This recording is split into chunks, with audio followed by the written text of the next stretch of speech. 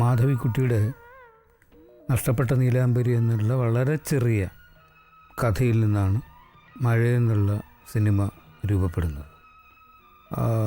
അതിൽ എഴുതിയത് 3 പേരാണ്: Yusuf Ali Kechery, K Jayakumar, O V Usha. O V ഉഷയുടെ ആ കവിതയ്ക്കായിരുന്നു ആ വർഷത്തെ ഏറ്റവും മികച്ച ഗായികയ്ക്കുള്ള അവാർഡ് കിട്ടുന്നത് ആശാജി മേനോന്. അത് വളരെ യാദൃച്ഛികമായി എൻ്റെ കണ്ണിൽ വന്ന് പെട്ടതാണ്. ഞാൻ തൃശ്ശൂരിൽ ഇതിൻ്റെ കമ്പോസിങ് നടന്നുകൊണ്ടിരിക്കുമ്പോൾ റൗണ്ടിലുള്ള കറണ്ട് ബുക്സ് ഹൗസിൽ പോയി പുസ്തകങ്ങളൊക്കെ ഇങ്ങനെ നോക്കിക്കൊണ്ട് ഒ വി ഉഷയുടെ ഒരു പുതിയ പുസ്തകം വന്നു. അതിങ്ങനെ മറിച്ച് നോക്കുമ്പോൾ കണ്ണിലുടക്കിയ ഒരു കവിതയായിരുന്നു ആരാധ്യം പറയും.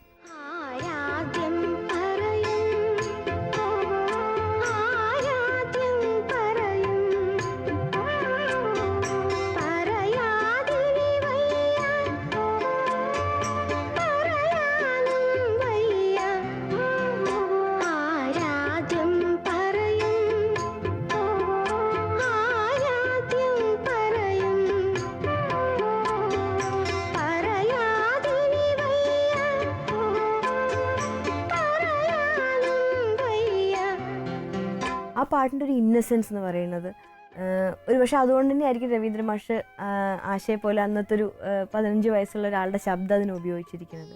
ശ്രീമതി ഒ വി ഉഷ എഴുതിയിരിക്കുന്ന ഒരു കവിത തന്നെയാണത്. ആ ഒരു ക്യാരക്ടറിന് നിന്നും കൊണ്ട് ആ പാട്ടിനെ ആലോചിക്കും. ആ ഒരു സിനിമയുടെ സ്പേസിനകത്ത് ആ പാട്ട് വന്നിരിക്കുന്നത് അതിമനോഹരമായിട്ടാണ്.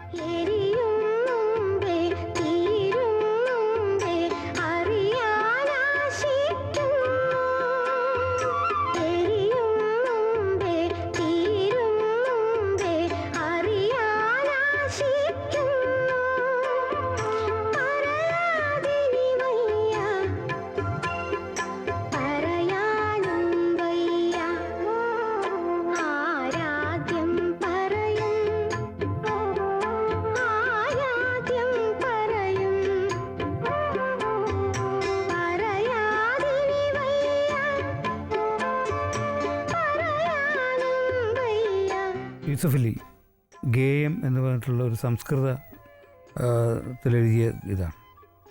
അതിനായിരുന്നു ആ വർഷത്തെ നാഷണൽ അവാർഡ് കിട്ടുന്ന രചനയ്ക്കുള്ള. ഗേയം ഹരിനാമധേയം, അതിൻ്റെ ആ ലിറിക്സ് തന്നെ വളരെ മനോഹരമാണ്. ഒരു തികച്ചും കൃഷ്ണഭക്തൻ എന്ന് വേണമെങ്കിൽ പറയാം. അദ്ദേഹം ശ്രീ യൂസഫ് അലി കച്ചേരി അദ്ദേഹം എഴുതിയിട്ടുള്ള എല്ലാ പാട്ടുകളിലും കൃഷ്ണനെ ടച്ച് ചെയ്യാത്ത പാട്ടുകൾ വളരെ കുറവാണ്. അദ്ദേഹം എന്തെഴുതിയാലും അതിലൊരു കൃഷ്ണനെ പറ്റിയോ എന്തെങ്കിലും അതുമായിട്ട് ഒരു ഓടക്കുഴലെങ്കിലും അതിൽ കൃഷ്ണൻ്റെ എന്തെങ്കിലും വരും. എന്തായാലും ഒരു മുസൽമാനായിരുന്നിട്ട് കൂടിയും ഇത്രയും മനോഹരമായിട്ട് സംസ്കൃതം പാണ്ഡിത്യമുള്ള ഒരു വ്യക്തിയാണ് അദ്ദേഹം. അദ്ദേഹം ജീവിച്ചിരുന്ന ഒരു ലെജൻഡായിരുന്നു. അദ്ദേഹത്തിൻ്റെ ആ മനോഹരമായ വരികൾക്ക് രവീന്ദ്ര മാഷിൻ്റെ സംഗീതം കൂടിയായപ്പോൾ, മലയാള തനിമ നിറഞ്ഞു നിൽക്കുന്ന രവീന്ദ്ര മാഷിൻ്റെ സംഗീതം കൂടിയായപ്പോൾ അത് വളരെ മനോഹരമായി. ഹരിനാമധേയം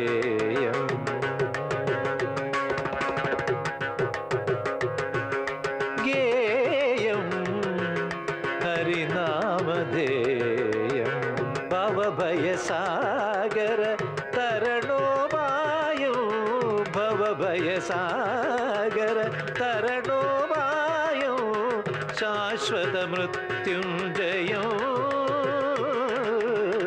ശാശ്വത മൃത്യുഞ്ജയോ ഗേയം ഹരിനാമധേയം ആ